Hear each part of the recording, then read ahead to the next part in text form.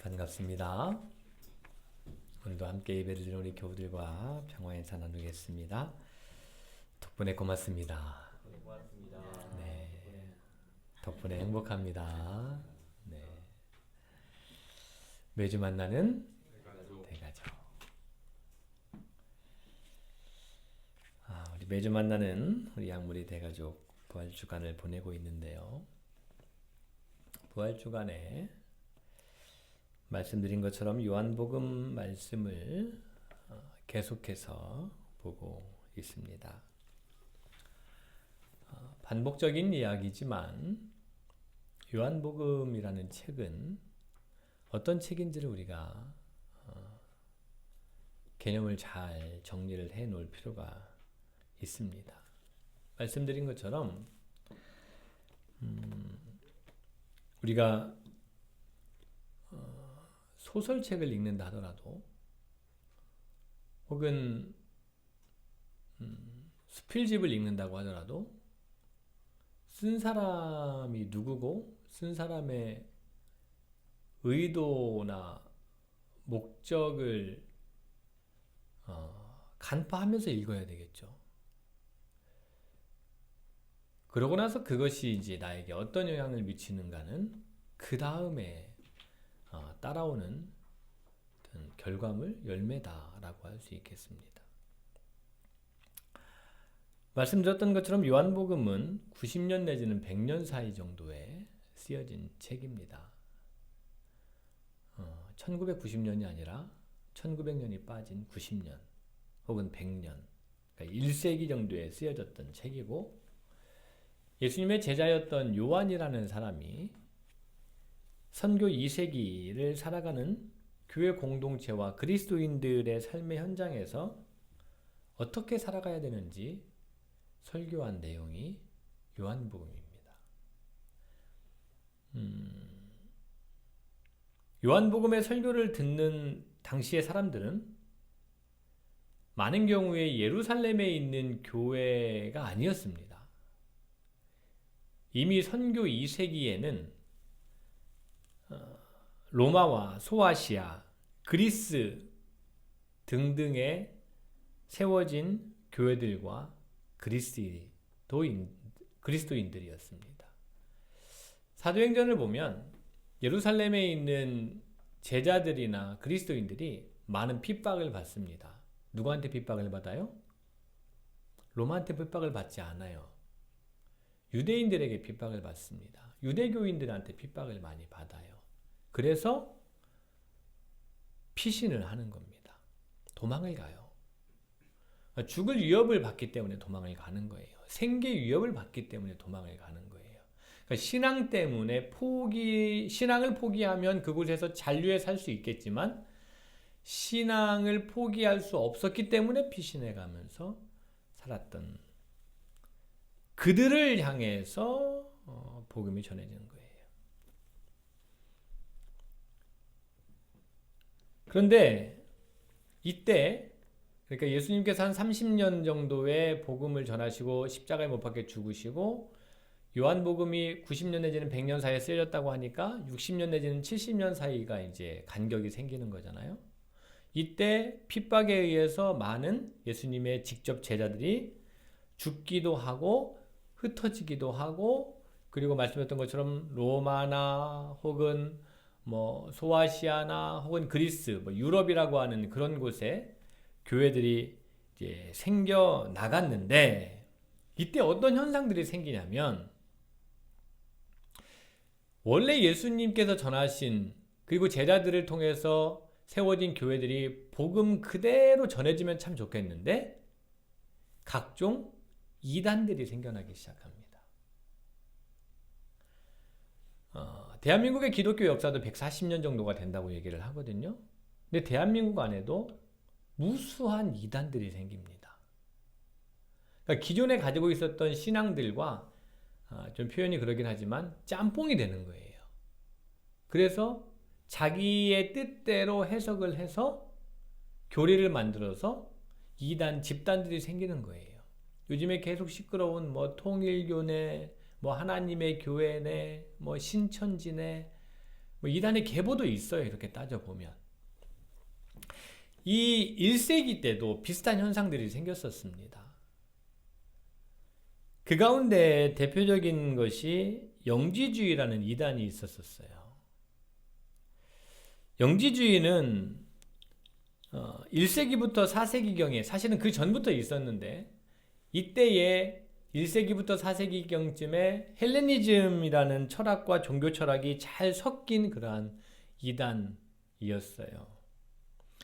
뭐 이것저것 다 이야기 드리기에는 버거울 수 있고, 핵심만 말씀드리면, 영지주의라는 것은 영적인 지식을 통해서 구원을 받는다라고 주장을 했습니다.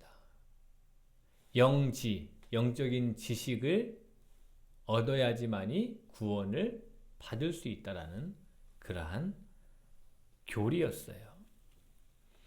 그러다 보니까 영적인 것에 치중이 됩니다. 영적인 것이 치중이 되면 상대적으로 무엇이 하찮아지냐면 육적인 것이 하찮아져요. 근데 이 세상에 우리 눈에 보이는 것은 대부분 다 물질로 이루어져 있죠.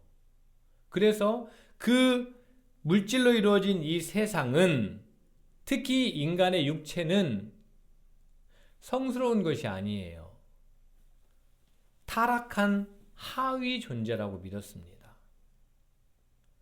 이러한 물질 세상이 그런 하위 존재니까 이런 물질 세상을 만든 신이 있을 거 아니에요?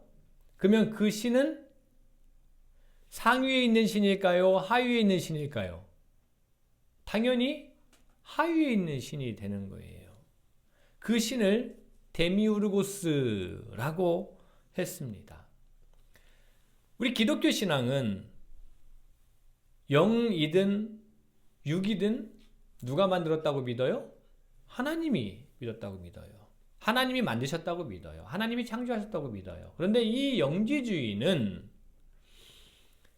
영을 만든 신이 있고 육을 만든 신이 있는데, 육을 만든 신은, 이 육은 타락했기 때문에 이 타락한 육의 존재를 만든 그 신도 하위의 신, 그리고 그 신의 이름을 데미우르고스라고 명명했다는 것입니다.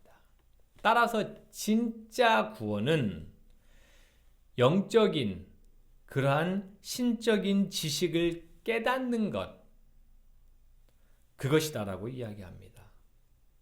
이런 사상과 신앙을 중심으로 육체보다 영혼, 믿음보다 지식, 창조주보다 감춰진 최고의 신을 훨씬 더 많이 강조했습니다. 조금 우리가 이 영지주의를 우리가 많이 다루는 경우가 없으니까 생각을 해보면, 영의 구원, 영의 소중함, 이러한 것을 주장하는 영지주의의 모습이 기원후 1세기, 그러니까 1세기 전후로 해서 횡행했던 이 영지주의의 이 신앙하고 오늘날의 기독교하고 완전히 달라 보입니까? 오늘날에도 기독교가 우리 육의 구원을 이야기하기보다는 주로 무엇의 구원을 얘기를 하냐면 영의 구원을 이야기해요. 영의 구원, 영의 구원, 영혼 구원. 우리 기독교는 이 성경을 하나님의 말씀으로 믿는 종교이거든요. 근데 앞서 말씀드린 것처럼 하나님은 우리의 무엇을 창조하셨다고요? 영과 혼만 창조하셨나요? 아니요. 영혼 육을 창조하신 분이에요.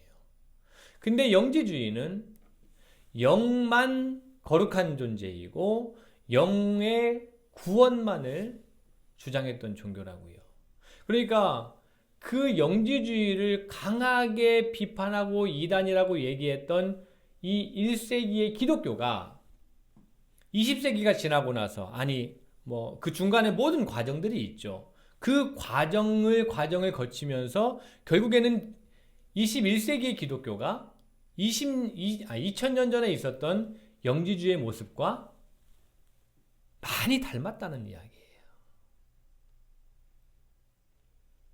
기독교는 영의 구원을 이야기하는 종교가 아닙니다. 영혼 육의 구원을 이야기하는 종교예요.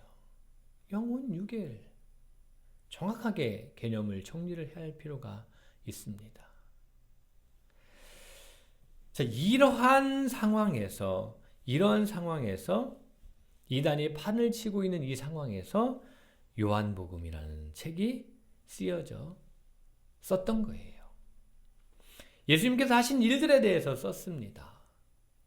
그런데 예수님이 어디서 태어났고 어떻게 자랐고 무슨 에피소드가 있었고 등등의 이야기들은 이 요한복음에는 사실 자세히 기록되지 않았어요.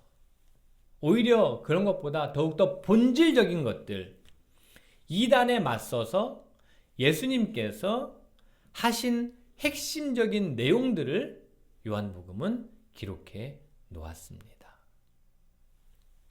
그래서 요한복음은 다른 복음서, 즉 마태복음, 마가복음, 누가복음과는 좀 많이 다릅니다.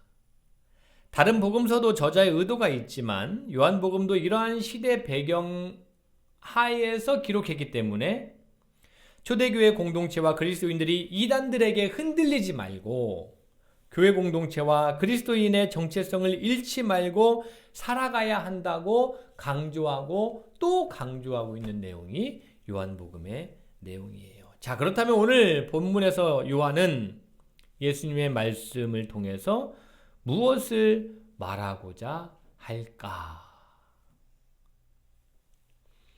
먼저 예수님께서 어딘가로 가시는 얘기가 주로 기록이 되었습니다. 예수님께서 어딘가로 가신다는 이야기를 하신 이유는 이제 예수님께서 십자가의 죽음 앞에 설 때가 점점 더 가까워졌다는 이야기이기도 합니다. 여러분에게 한 가지 묻겠습니다. 예수님께서 왜 죽으셨어요?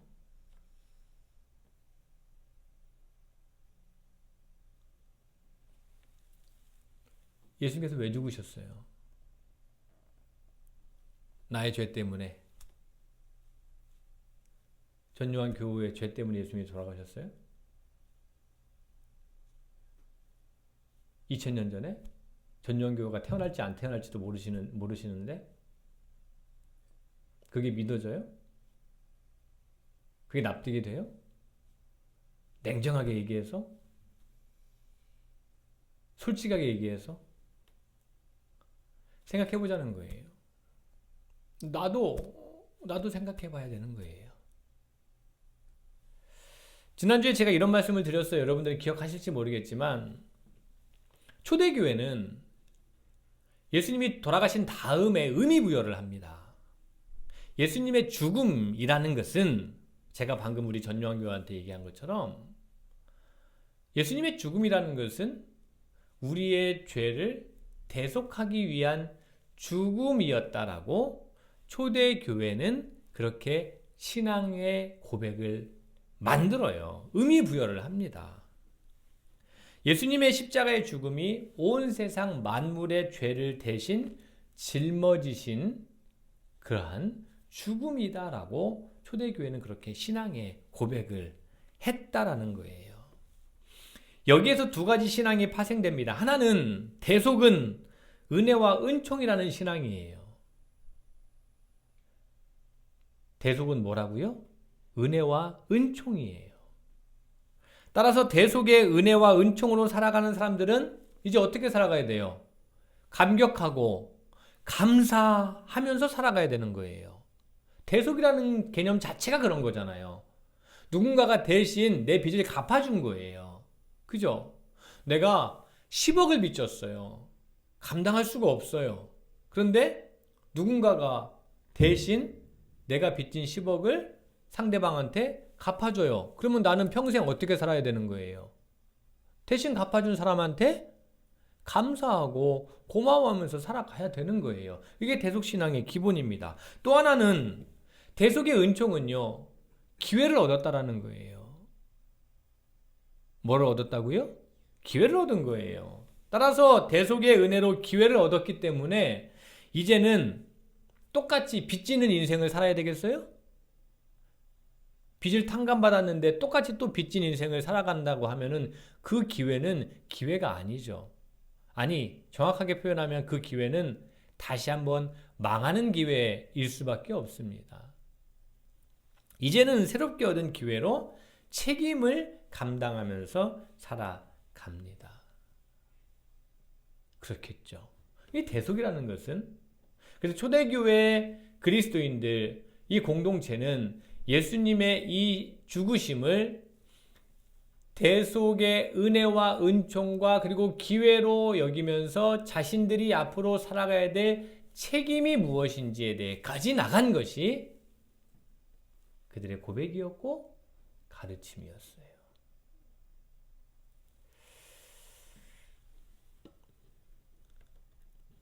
1단계를 넘어서 2단계까지 가야 되는 거예요. 감사와 감격, 거기서만 그치는 것이 아니라 2단계인 책임까지 가야 되는 거예요. 그게 초대교회로부터 이어지는 기독교의 신앙 전통입니다. 감격과 감사를 잊지 말아야 됩니다. 기회로 여겨야 되고 자기 십자가를 지면서 책임을 지는 단계까지 나아가야 되는 거예요. 한국 기독교가 140년 되었다고 했는데 돌이켜보면 이 세상살이에 대한 책임이 빠졌어요. 빠졌습니다. 예수님이 이름 믿고 영혼 구원받아서 천국 가면 된다라고 가르쳤어요. 예수천당 불신지옥이라고 막 이야기했습니다. 그러니 너도 예수님 이름 믿어라. 안 믿더라도 믿어라. 그러다 보면 믿음이 생긴다. 집단 합숙 생활하면서 기도회를 하고 수련회를 했어요. 한국 기독교가 140년 그렇게 했습니다. 아니 정확하게 따지면 한 50년은 안 그랬고 한 90년은 그렇게 했습니다. 지금도 그렇게 나가고 있어요. 영혼 구원 얻으라고. 영혼 구원 아까 어디서 얘기했다고요? 영지주의에서 얘기했다고요. 영지주의를 기독교는 뭐라고 판단했다고요? 이단이라고 판단했다고요. 그게 신앙생활 잘하는 것이라고 가르쳤고 그렇게 해왔습니다. 그렇게 하면 되는 줄 알았어요. 그런데 그렇게 한국교회가 지내오는 동안 세상은 싸늘한 시선으로 기독교를 바라봐요. 사회 연대 책임을 지지 않는 교회를 향해서 극단적으로 그런 기독교는, 그런 교회는 너나 믿으라고 합니다. 그러면 교회는 또 뭐라고 얘기하냐면은 너네는 몰라서 그래 라고 이야기해요.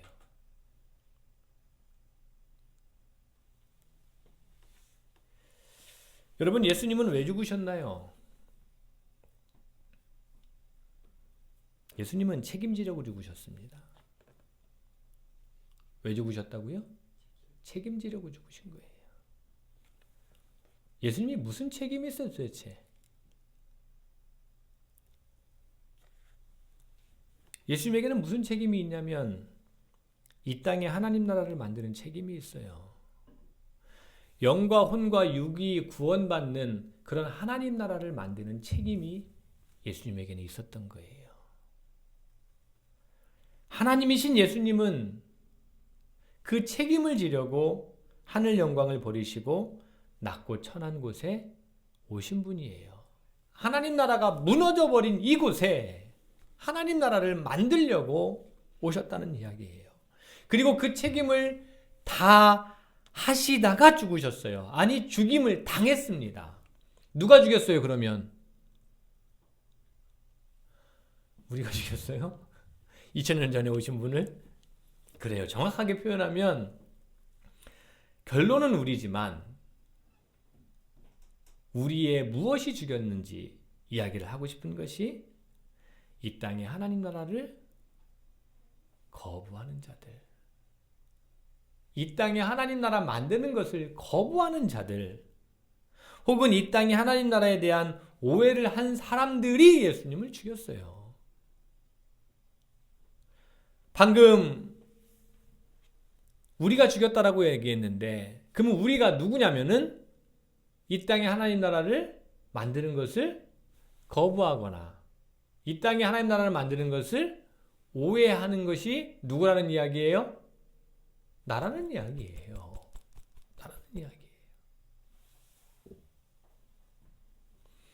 근데 그들이 예수님을 꼭 죽여야만 했어요. 예수님을 안 죽이면 안 됐습니까? 근데 안 됐어요. 반드시 죽여야 했습니다. 그래서 죽였어요. 예수님을 안 죽이면 자신들이 죽을 판이었기 때문이에요. 왜냐하면 예수님께서 그들의 만행과 거짓과 무능과 부패를 만천하에 드러나게 하셨기 때문이에요. 겉으로 보기에는 그럴싸하고 화려해 보이지만 그 속은 썩은 시체에 벌레가 득식을 한 회칠한 무덤하고 똑같았기 때문이에요. 그래서 들통난 이들이 예수님을 죽여야만 했습니다. 근데 예수님은 물러서지 않았어요. 그들이 위협하고 겁박해도 예수님은 물러서지 않았어요. 왜냐하면 예수님은 이 땅에 하나님 나라를 만들러 오셨고 이 땅에서부터 시작되는 하나님 나라가 절대 가치였기 때문이에요. 예수님이 진짜 하나님이시라면 이 세상이 하나님 나라가 되어야 하고 하나님 나라의 가치를 살려야 했기 때문이에요.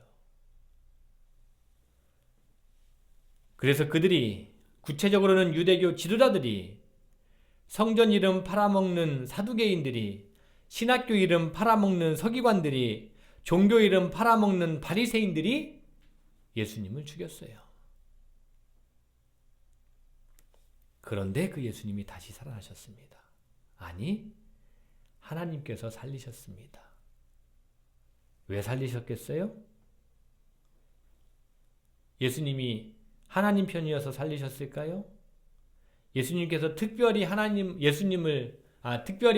예수님을 사랑하셔서 살리셨을까요? 물론 그럴 수도 있을 겁니다.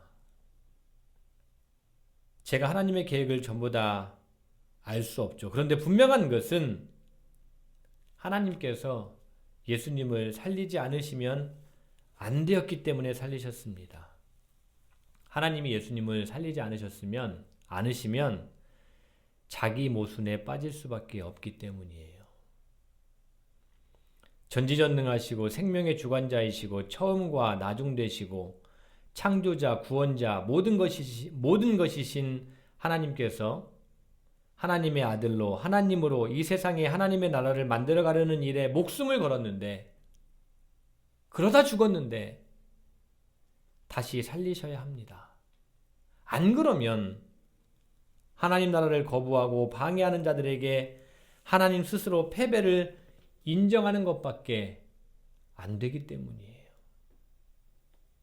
하나님께서 이 세상에 임하는 하나님 나라의 일을 하신 예수님을 살리셨어요. 분명히 살리셨습니다. 확실히 살리셨습니다. 자, 그러면 예수님만 살리실까요? 만일 예수님만 살리신다면 굳이 인간이 필요 없어요. 두 분이, 아니 성령님까지 세 분만이 알아서 하시면 되는 거니까요. 그냥 하나님하고 예수님하고 성령님 세 분이 그냥 사람 만들고 그리고 세 분이 알아서 그냥 사람 구원하고 뭐 영혼이든 구원하고 살리시면 되니까요. 굳이 사람을 왜 만듭니까? 그럴 필요 없어요. 그래서 하나님은 예수님만 살리시는 것이 아니에요. 그래서 성경은 산자와 죽은 자를 다 같이 살리시고 마지막에 심판하신다라고 이야기하는 거예요. 모든 사람에게 부활이 있다는 말이에요. 부활시키셔서 물으십니다. 무엇을 물으시고 심판하실까요? 산자와 죽은 자를 다 부활시키셔서 무엇을 물으실까요? 단순합니다. 너 하나님 나라 만들기 위해서 뭐 하며 살았어? 너 이 땅에서부터 시작되는 이 땅에서 영과 혼과 육을 구원하려고 만든 이 세상에서 네가 영과 혼과 육의 구원을 위해서 뭐 하며 살았어? 내가 그거 만들려고 하늘 영광 다 버리고 이 땅에 내려와서 그 일 하려고 그 일 하다가 내가 죽었는데, 그리고 그 일을 지속해가는 자들이 교회 공동체였는데 너 교인이라면서 뭐 하면서 살았어? 뭐 하며 살았어? 그거 물으신다는 겁니다. 네가 섬기는 교회에서 얼마나 하나님 나라를 만들어 가려고 했어? 이건 물으신다는 겁니다.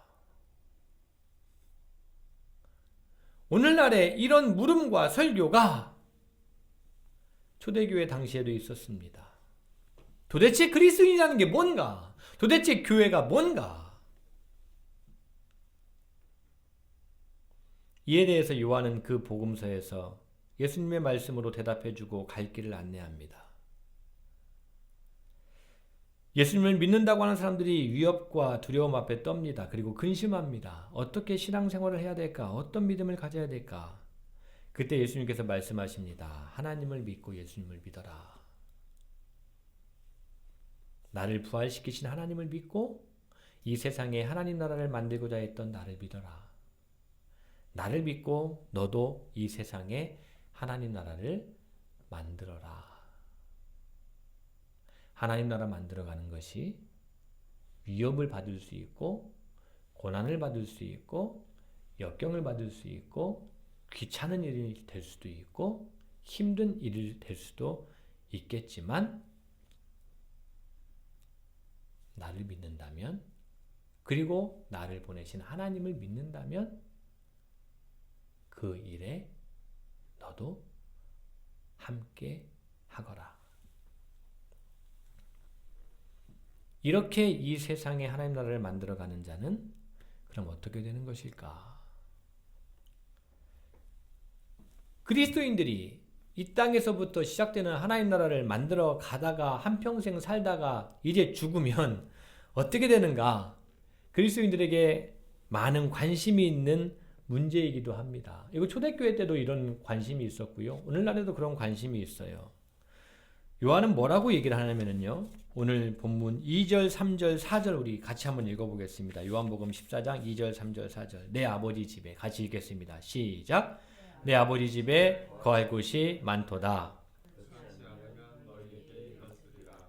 내가 너희를 위하여 거처를 예비하러 가노니 가서 너희를 위하여 거처를 예비하면 내가 다시 와서 너희를 내게로 영접하여 나 있는 곳에 너희도 있게 하리라. 내가 어디로 가는지 그 길을 너희가 아느니라. 아멘. 하나님 아버지 집에 간다고 기록했어요. 아버지 집, 거할 곳, 우리를 위한 예비된 거처. 거기가 어딜까요, 여러분?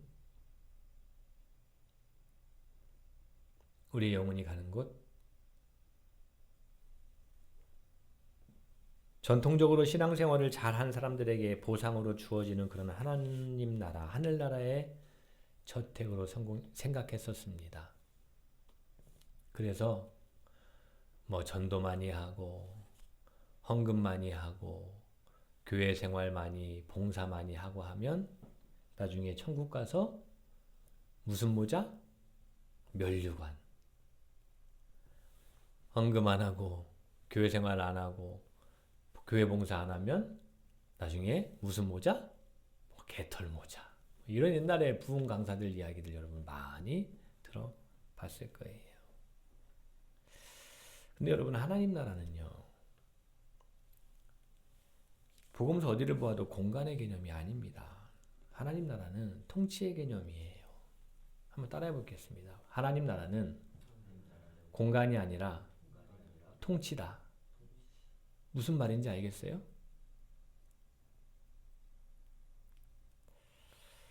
하나님 나라는 곧 구원이라는 말하고 같은 말인데, 예수님의 가르침에서 보면 하나님의 나라, 구원은 특별한 장소, 제한된 장소가 아니에요.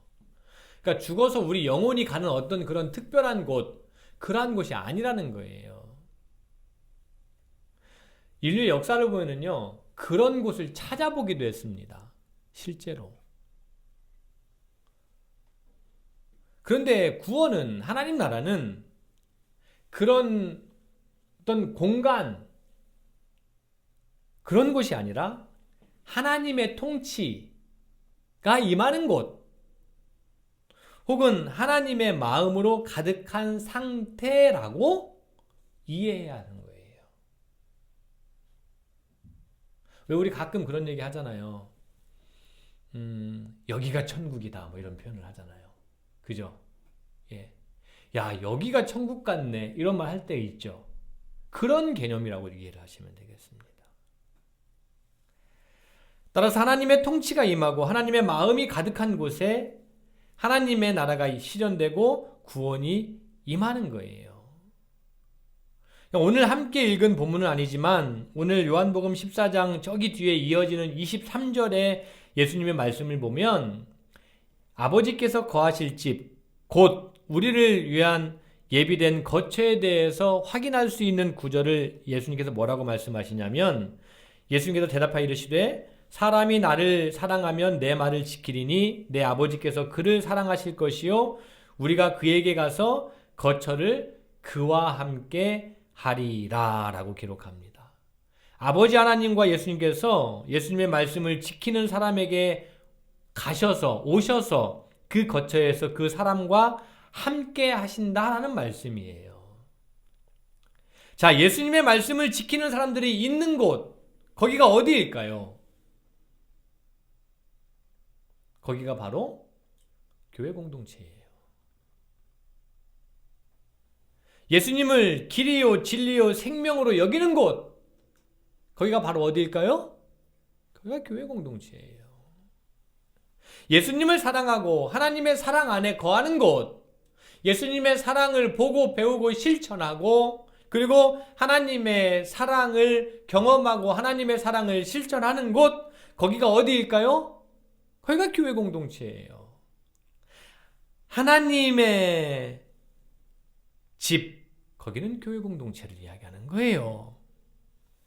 그리스도인들이 거할 거처, 거기는 바로 교회 공동체를 이야기하는 겁니다. 하나님의 나라가 이루어질 곳은 교회 공동체요, 동시에 구원이 이루어져야 될 곳은 바로 교회 공동체다라고 이야기합니다. 여러분, 하나님은요, 교회 공동체를 통해서 일하십니다. 교회 공동체에서 신앙생활 잘해가지고 영혼 구원 받아가지고 어디 가는 게 아니라, 잘 생각하셔야 됩니다. 하나님 나라는 공간 개념이 아니라 그랬어요. 이미 여기에서부터, 여기가, 이곳이 여러분이 출석하고 있는, 여러분이 섬기고 있는 이 양무리 교회, 여기가 무엇이라는 거예요? 하나님의 나라라는 거예요. 하나님의 나라로 만들어 가야 된다는 거예요. 여기에서부터 예수님의 사랑이, 하나님의 사랑이 가득해야 한다는 거예요.